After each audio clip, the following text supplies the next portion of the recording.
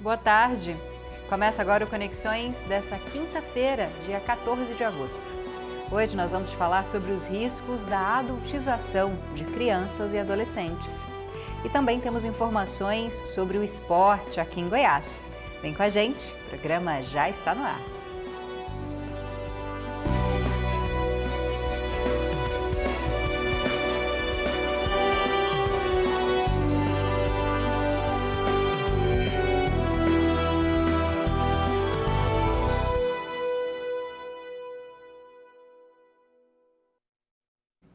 Seja bem-vinda e bem-vindo, você que nos assiste ao vivo na TV UFG ou nos acompanha em qualquer dia e horário no canal no YouTube.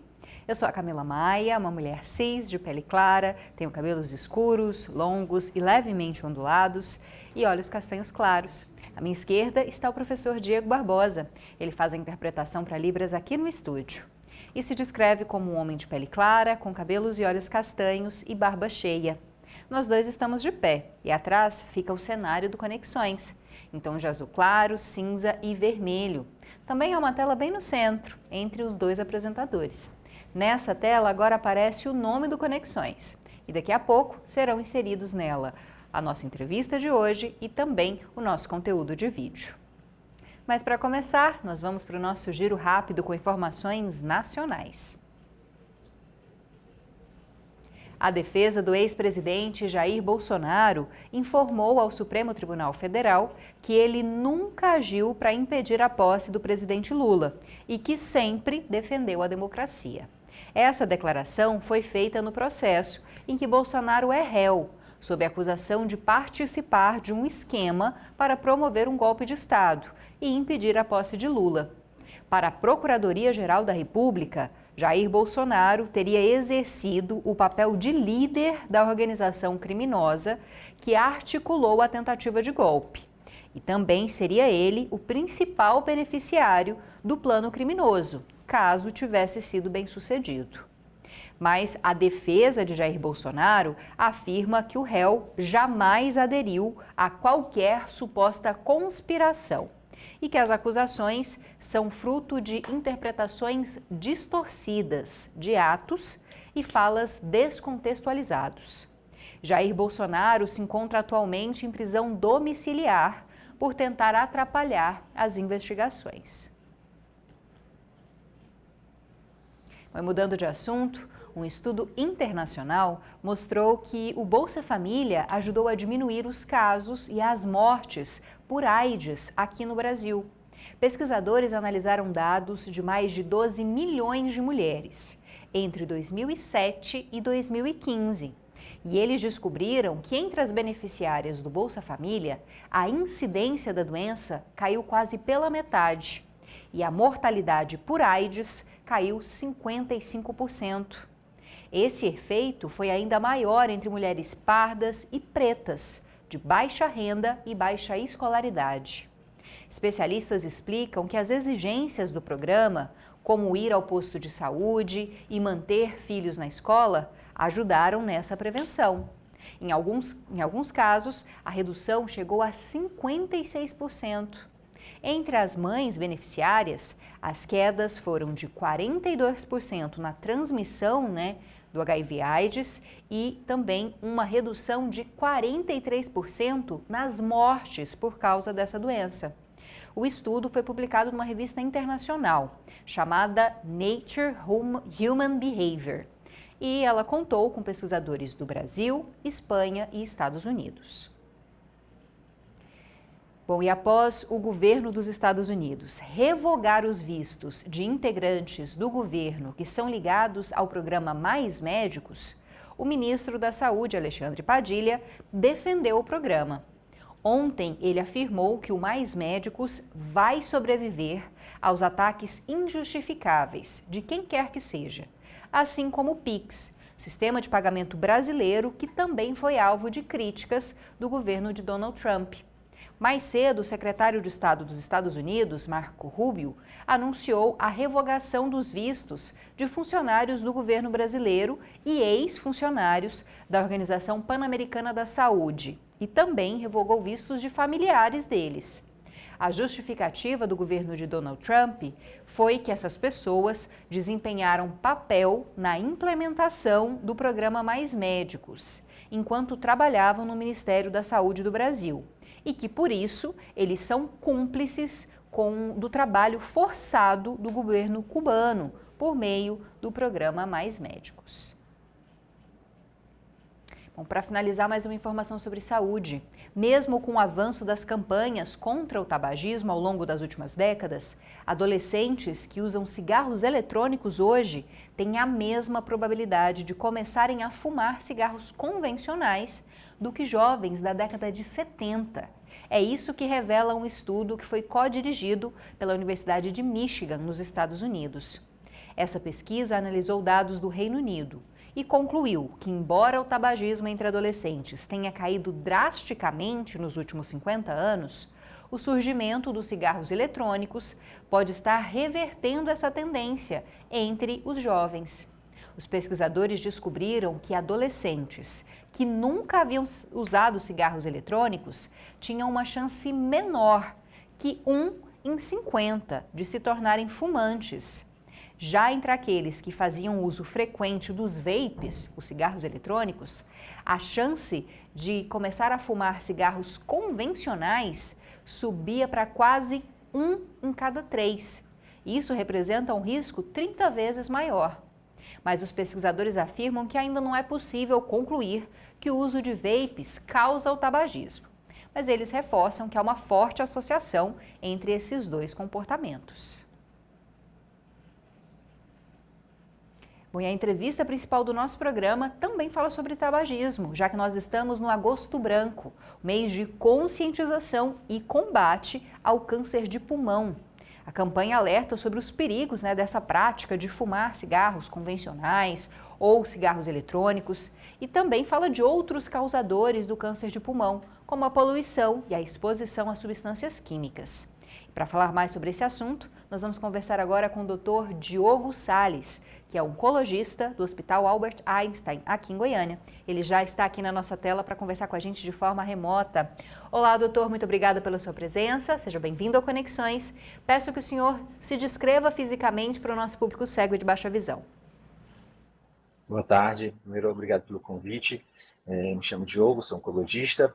Eu sou homem, pardo, cabelos grisalhos e barba grisalha e olhos verdes.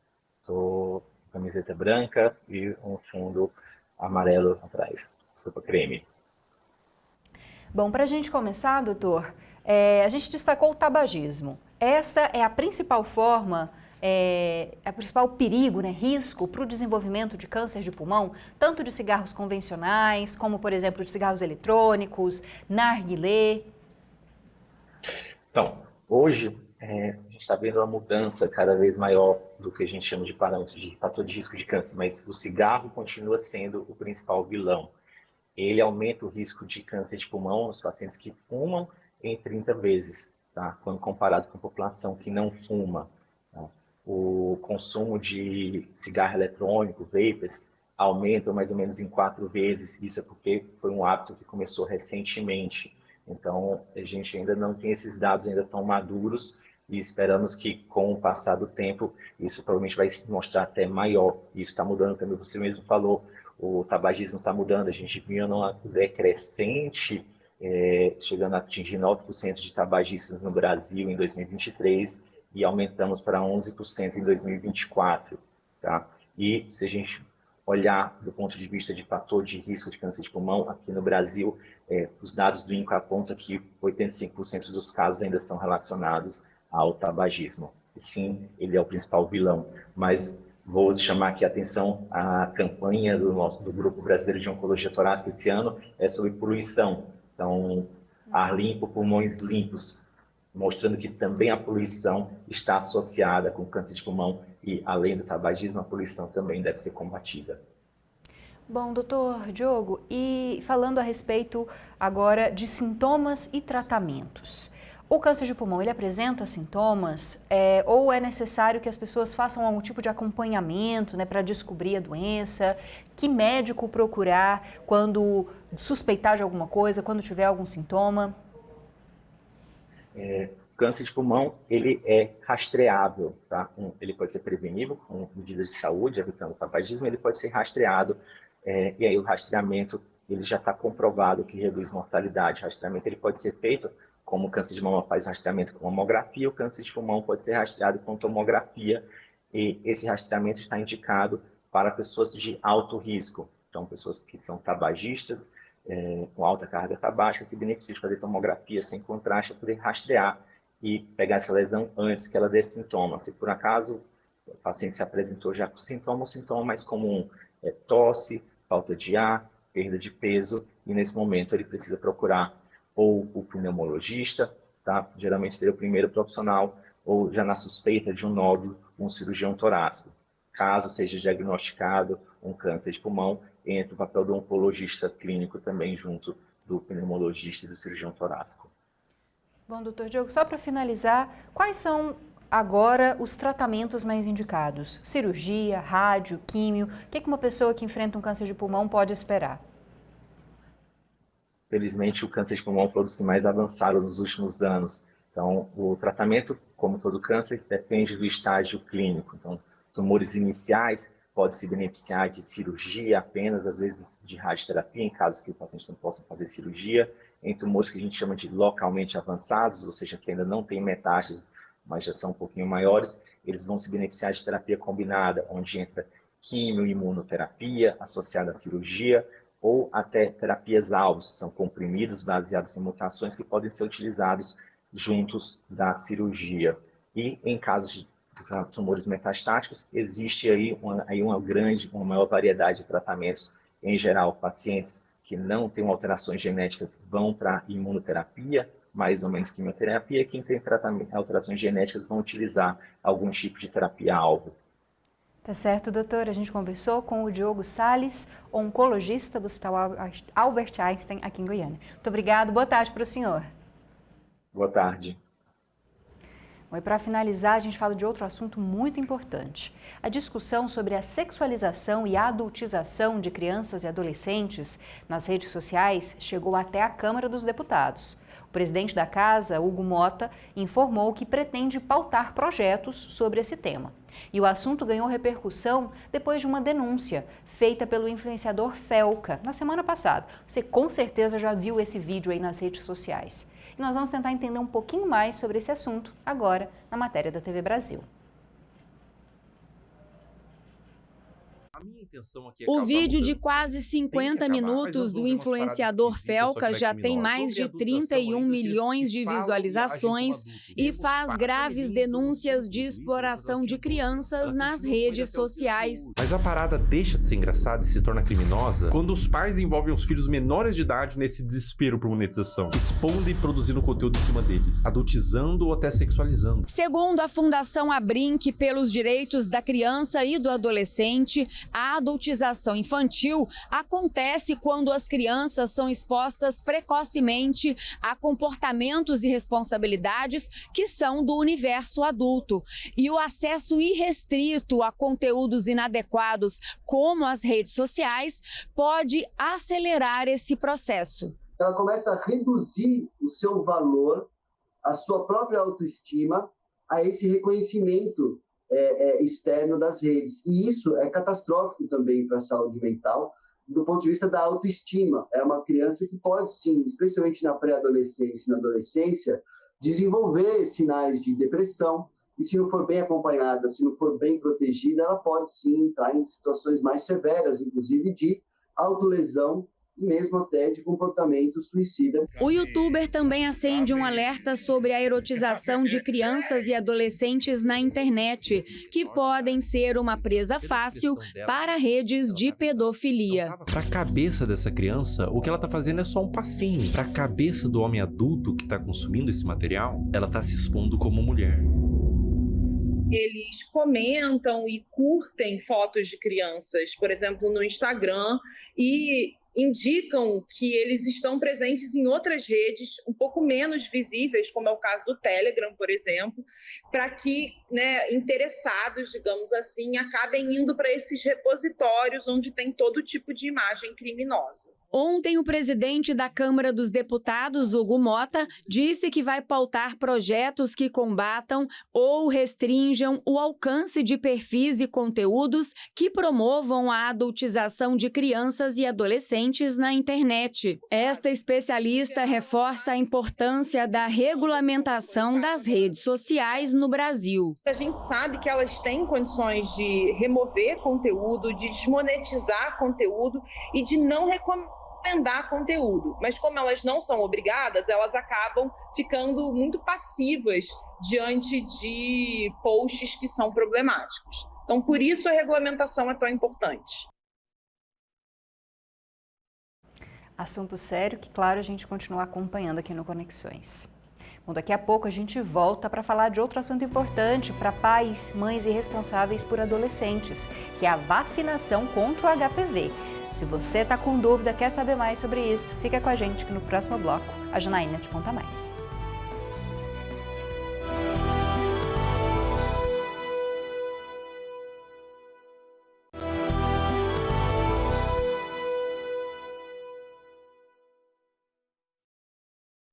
Estamos de volta com Conexões dessa quinta-feira e agora nós voltamos a falar sobre saúde.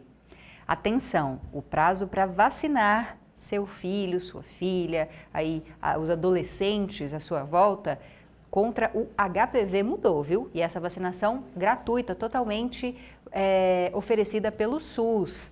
A gente vai falar mais sobre esse assunto agora com a Janaína de Oliveira, que vai entrar aqui ao vivo com a gente. Os jovens de 15 a 19 anos já podem se vacinar e a vacinação vai até dezembro desse ano. Jana, boa tarde, seja bem-vinda mais uma vez. Essa alteração do prazo foi por causa de baixa adesão da vacinação? Foi isso mesmo, Camila. Boa tarde para você, a todos que nos acompanham.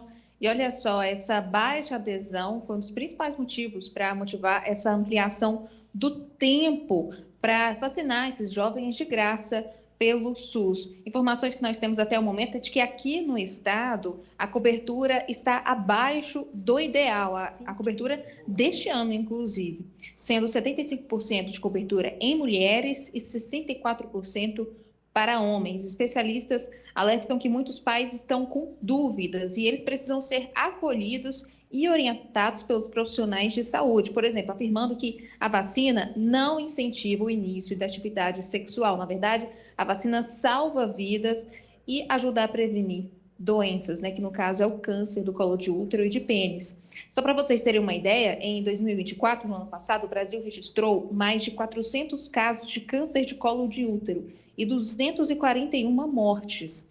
Nesse contexto, o Instituto Nacional do Câncer diz que 99% desses casos estão relacionados ao vírus HPV.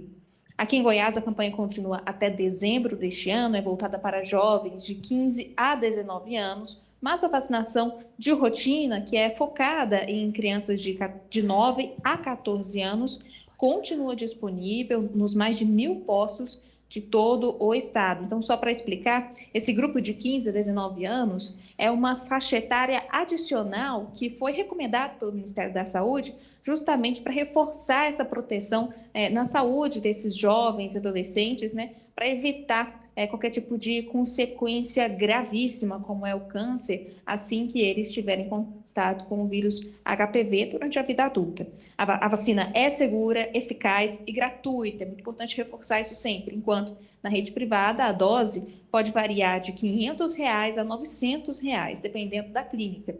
A infecção pelo HPV é considerada a infecção sexualmente transmissível mais comum no mundo.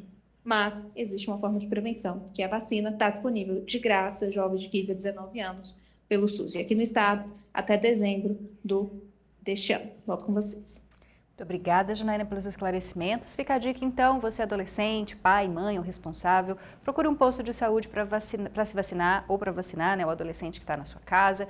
Eu tomei essa vacina paga, viu? E não é muito barata não, porque na minha época de adolescente não tinha oferecido, mas se tivessem oferecido, eu teria tomado. Como disse a Janaína, é segura e é importante para evitar casos de infecção pelo HPV e do desenvolvimento de câncer. 90% dos cânceres de colo de útero, por exemplo, são por causa do HPV.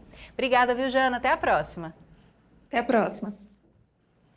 Bom, e agora uma informação sobre uma investigação. A Polícia Civil realizou uma operação que investiga um grupo suspeito de aplicar o golpe do novo número. Aquele em que a pessoa manda uma mensagem se passando por alguém, dizendo que esse é um novo número e geralmente pedindo dinheiro logo em seguida.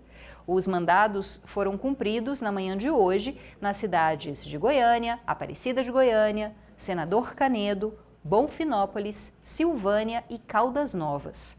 Foram 23 mandados de busca e apreensão domiciliares e também de prisão temporária, além do sequestro de bens de aproximadamente R$120 mil.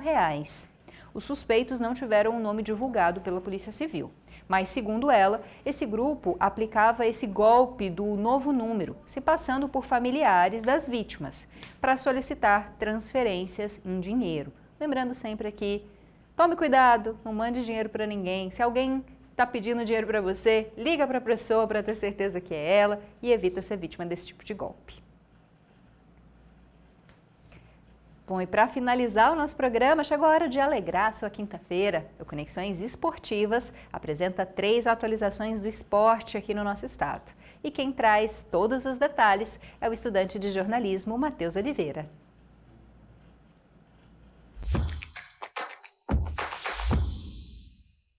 O seu quadro de esportes da semana voltou e dessa vez nós vamos falar da Taça das Favelas de Goiás, peteca e também futsal que está rolando aqui no nosso estado. Mas claro, antes de te contar essas novidades, eu vou me descrever. Me chamo Matheus Oliveira, sou um homem branco com cabelos lisos e castanhos. Os meus olhos possuem a mesma cor. Então, bora começar! Vamos começar falando então da Taça das Favelas de Goiás, que está na sua fase das semifinais. E elas ocorrem nesse próximo domingo, a partir das 7 horas da manhã, aqui na capital goiana. No caso, por se tratar das semifinais, há 4 times femininos e também 4 times masculinos brigando por 2 vagas em cada final desses respectivos campeonatos. Vale destacar que os vencedores das semifinais vão disputar a grande final da competição no dia 30 de agosto, lá no Estádio Olímpico, aqui de Goiânia.